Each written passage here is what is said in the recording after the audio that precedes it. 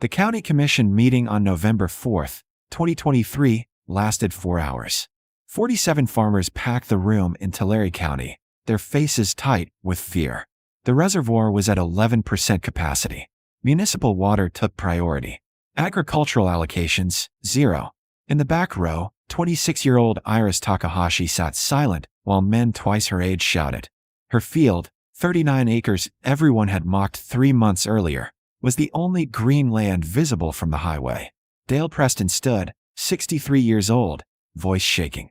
Some of us have been farming 40 years. We know this valley. And now we're being told to take advice from a girl who dug ditches in mud. Iris said nothing. She was holding her grandfather's field notebook, wrapped in waxed canvas, pages dated 1977. The commission chairman looked exhausted. Miss Takahashi, you've been asked to present. The floor is yours. Iris stood. 32 farmers stared. She opened the notebook to a hand-drawn diagram. This is called Mizumichi, she said quietly. Water path. My grandfather learned it in Japan. I can teach anyone who wants to learn. 12 weeks earlier, the auction at the Tulare County Courthouse, August 3, 2023, 9:17 a.m.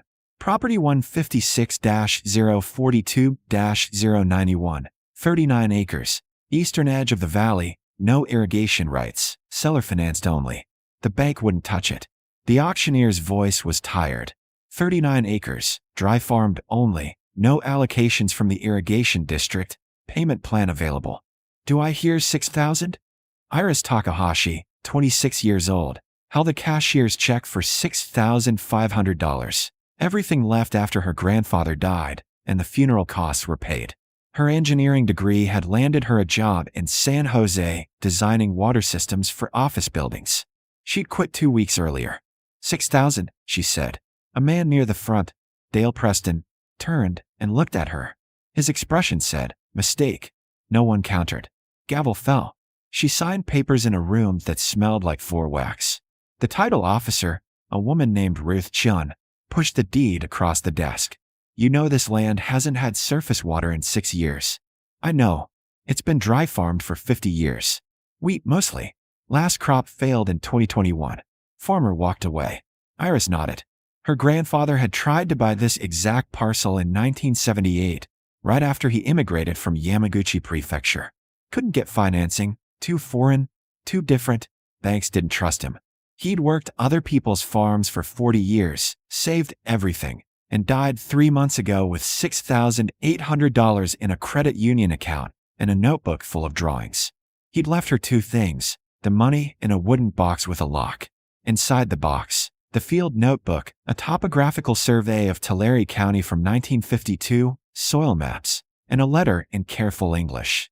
Iris, the valley forgets what the land remembers. Everyone here farms against the water. You must farm with it. The old methods still work. Study the notebook, pages 23 to 31. Dig the channels before the heat ends. Do not explain to those who laugh. Let the earth teach them. She drove out to the property that afternoon in a 1994 Honda Accord with 230,000 miles. The land was pale gold. Wheat stubble from 3 years ago still visible. Earth cracked like pottery. No trees. A broken windmill. Fence wire collapsed in sections. She walked the perimeter. 2 hours, 11 minutes. The property sat in a natural depression. Very slight. Maybe 6 feet of elevation change across 39 acres, but visible on her grandfather's topographical map. The old survey showed something else. A seasonal creek bed that hadn't run since the 1960s, buried under decades of tillage. That night, in a tent pitched near the property's edge, Iris opened the notebook by headlamp. Pages 23 to 31 were filled with her grandfather's precise drawings, contour lines, water flow patterns, channel systems designed to catch and hold every drop of rain, every bit of fog condensation, every degree of humidity. Not irrigation, something older. Water harvesting. Systems from terraced rice country, adapted for California's dry summers. The drawings showed shallow channels dug along the contour lines, perfectly level, never sloping, designed to slow and spread water across the field instead of letting it run off. Below the channels, swales, depressions where water could infiltrate deep into the soil profile. And between them, raised beds for crops that needed good drainage. Her grandfather's notes, written in August 1977. Dig in late summer when the ground is dry and you can see the true contours. Before the rains. If you wait until winter, the mud hides everything. Trust your eyes and the A-frame level. The next morning, she rented a small excavator, $160 per day, and built an A-frame level from hardware store lumber.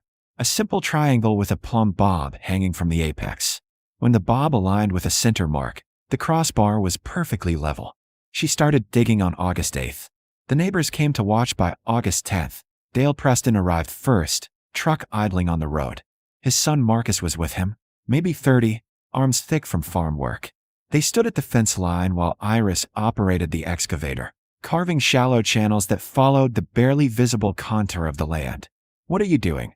Dale called. Iris shut off the machine, climbed down. Her shirt was soaked with sweat. "Digging water channels." Marcus laughed. "There's no water. That's why the land was abandoned. When it rains, there will be," Iris said. Dale's expression was almost pitying. "Girl, it doesn't rain here until November at the earliest. Sometimes not until January. And when it does, it's 3 inches for the whole winter if we're lucky. You're digging ditches in August heat for rain that might not come. My grandfather's notes say late summer is the right time." "Your grandfather's dead," Marcus said flatly. "And his methods died with him." They left dust hanging. More neighbors came. The Patterson family, 4th-generation farmers, 800 acres of almonds dying slowly without water. Maria Lopez, who ran a 70-acre vegetable operation on stored groundwater that was nearly gone. Even the county extension agent, a man named William Cross, stopped by on August 15th. Cross watched Iris working with the excavator and the A-frame level, checking elevations, adjusting the depth of the channels. "Miss Takahashi, I have a degree in agricultural engineering. What you're doing doesn't align with any modern water management practice I know." Iris wiped sweat from her face. "It's not modern. It's old. Old doesn't mean effective. You're spending money on excavation when you should be drilling a well. Can't afford a well. Drilling's $30,000 minimum, and the water table's dropping 2 feet per year." Cross looked at her grandfather's notebook, which she kept in a plastic bag clipped to her belt. "What's your water source?" "Rain. Fog. Humidity." He almost laughed. "We're in year 3 of a drought. The reservoir is at 14%. There might not be significant rain this year at all." "Then I'll learn that," Iris said quietly. "But my grandfather farmed for 40 years. He knew this valley. I'm trusting his knowledge." Cross shook his head. "Good luck. You'll need it." By August 28th, she'd dug 42 channels across the 39 acres, each one following a contour line, each one perfectly level, checked and rechecked with the A-frame. Between the channels, she'd carved swales, gentle depressions designed to hold water temporarily and let it soak deep into the soil. The work had cost her $2,100 in excavator rental and fuel. She had $890 left. She planted cover crops on August 30th, daikon radish, buckwheat, clover. Fast-growing plants with deep roots to break up the compacted soil and pull nutrients from depth. In her grandfather's notebook, a note: "The cover crop is not for harvest. It is for healing. Let it grow until the rains come. Then cut it and let it feed the earth." By September 10th, the cover crops were 6 inches tall, the only green visible for miles. The surrounding fields were bare, waiting for water that wasn't coming. The drought deepened. September was bone dry. October brought 2 days of drizzle, maybe 1/10 of an inch total, that evaporated from the Pattersons' fields within hours. On Iris's land, that 1/10 of an inch filled the channels, spread across the swales, and soaked into the ground. The cover crops exploded, radishes 3 feet tall, buckwheat flowering, clover thick as carpet. People started stopping on the highway to look. Dale Preston came back on October 23rd, alone this time. He walked the fence line, staring at the green field against the dry valley. Iris was hand-weeding between beds. "How?" he asked. "The channels catch every drop. The swales hold it. The cover crops shade the soil so nothing evaporates. And their roots are breaking up the hard pan, making space for water to penetrate deep. We got the same rain you did. My field's still dust." Iris straightened, her back aching. "Your field is flat and smooth. Water hits it and runs to the lowest corner, then off the property. Nothing slows it down. Nothing holds it." Dale was quiet for a long moment. "Can you teach this?" Yes. Would you? Yes. He nodded slowly and left. The county's water crisis broke into the open on October 31st. The irrigation district held an emergency meeting. Zero allocation for next year. Groundwater restrictions coming. Farmers looking at total crop loss. Iris attended, sitting in back, saying nothing. After the meeting, 3 farmers asked for her phone number. She wrote it on the backs of her grandfather's business cards from the 1980s, which she'd found in the wooden box. Hiro Takahashi, farm labor. But the real test came November 2nd. The National Weather Service issued a forecast, high-pressure system settling over California. No rain predicted for 60 days minimum, possibly longer. The valley went into panic mode. Farmers applied for disaster relief. Some began abandoning crops already in the ground. The Pattersons made plans to sell half their orchard for firewood. Dead trees weren't worth maintaining. Maria Lopez stopped by Iris's field on November 3rd. She was maybe 45, hands scarred from years of work. My vegetables are dying. I planted on hope. Now I'm watching them wilt. But your field. She gestured at the green rows. How are you not desperate? Iris walked her along the channels. See how the soil looks? It's darker here than the surrounding area. That's moisture. The channels caught October's rain. The swales held it. And the cover crops are pulling humidity from the air at night. Fog condensation on their leaves drips down to the roots. They're creating their own microclimate. Can you help me? I can try. That night, Iris returned to her grandfather's notebook. Pages 32 to 38 detailed the next phase, cutting the cover crops and using them as mulch, planting cash crops into the organic matter, continuing to harvest every drop of atmospheric moisture. And a note in the margin, when others panic, stay calm. The earth is patient. Be patient with it. The commission meeting on November 4th was her first time speaking publicly. 32 pairs of eyes, most skeptical. She explained the system: contour channels, swales, cover crops, mulch. She offered to help anyone who wanted to learn. Silence. Then Dale Preston stood. I've been farming 40 years. I thought I knew everything. I was wrong. I want to learn. One by one, hands rose. 7 farmers. Then 12. Then 19. The work started November 6th. Iris spent 14-hour days walking other people's fields with her A-frame level, marking contour lines with stakes and string, teaching them to see the invisible flow of water across their land. She charged nothing. Most couldn't pay anyway. The first farm she helped was Dale Preston's, 80 acres adjacent to hers. They used his excavator, which was bigger than the rental she'd used. She operated it while Dale watched, learning. His son Marcus watched too, silently. On November 20th, Dale's field had 30 channels carved across it, swales between them, cover crops planted. The work had taken 2 weeks and cost him $800 in fuel and seed. He looked exhausted and uncertain. Now what? He asked. We wait, Iris said. And we trust the system. But no rain came. November ended dry. December started the same. The high-pressure system held like a wall. Farmers who'd planted watched their fields fail. Groundwater wells went dry. The reservoir dropped to 9% capacity. Iris's field stayed green. The cover crops had grown into a jumble. Radishes with roots 3 feet deep, buckwheat thick and flowering, clover fixing nitrogen into the soil. Every night, fog formed in the channels, condensed on the leaves, dripped into the swales. Every morning, the soil was damp when everything else was dust. On December 8th, she cut the cover crops with a borrowed brush mower and spread them across the beds as mulch, 6 inches thick, covering the soil completely.